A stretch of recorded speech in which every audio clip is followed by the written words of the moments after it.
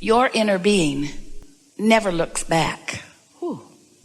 Your inner being never looks back, even if there are delightful things back there. Because there are so many delightful things in your present, and potentially even more delightful things. Your inner being is always and only, always and only, always and only, always and only looking forward. Your inner being, eyes, felt that?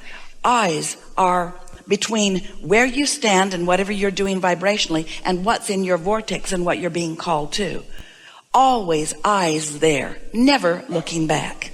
So when you look back for any reason, you run the risk. We don't like that word very much, but it really is the most applicable word here. You run the risk of activating vibrations that are denser or more resistant.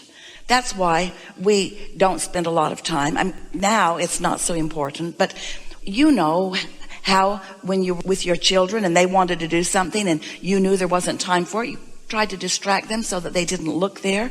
Well, your inner being is distracting you from what's back there, because that's really old news. What's manifesting right now, as far as your inner being is concerned, is old news, because it's vibration that's already come to a manifestation. Every moment is a manifestation.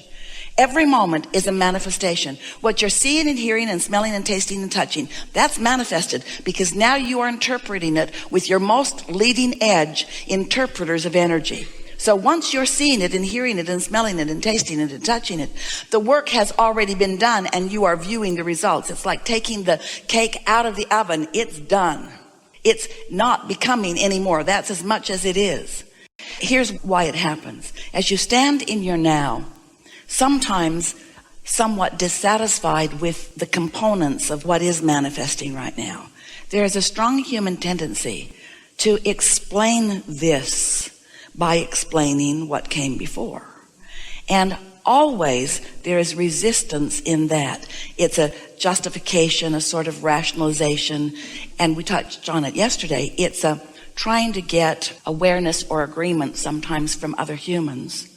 But it really is not your best use of your time or your best use of your energy. And so the analogy that we've offered for years really applies to you here.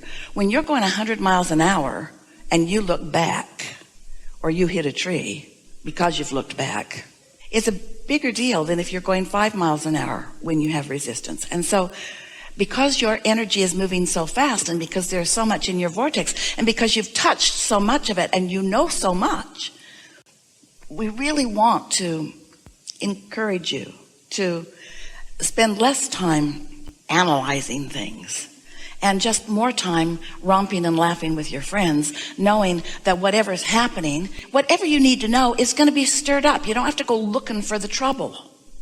If there's something that you would benefit from stirring up, you'll find it, but don't go looking for it to try to weed it out. Does the density from before, like you're speaking about, if you turned and looked back, does that density get cleared by looking forward? Yes, because it gets cleared in the same way that when you tune your dial to the station you want, all other stations are cleared.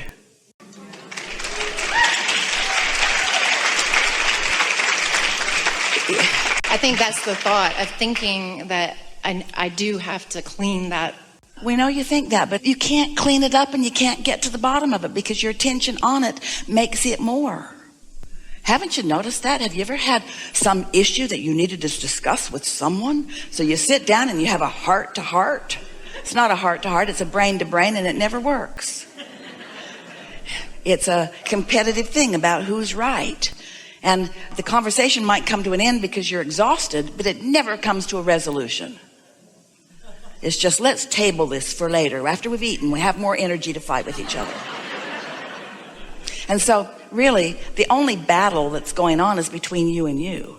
And you're the only one waging the battle, because your inner being is not waging a battle. Your inner being is saying, hey, you told us incrementally that you want this and this and this and this and this, and we've been tending it, and Law of Attraction's been working on it, and a whole lot of cooperative components have already been gathered. Come on over. And you say, I will as soon as I get this out of the way. I will as soon as I resolve this issue. I'll be right there as soon as I defend myself. So your inner being doesn't work on helping you get to the bottom of things. If your inner being was helping you get to the bottom of things, it would be fun to do it, but it isn't fun ever.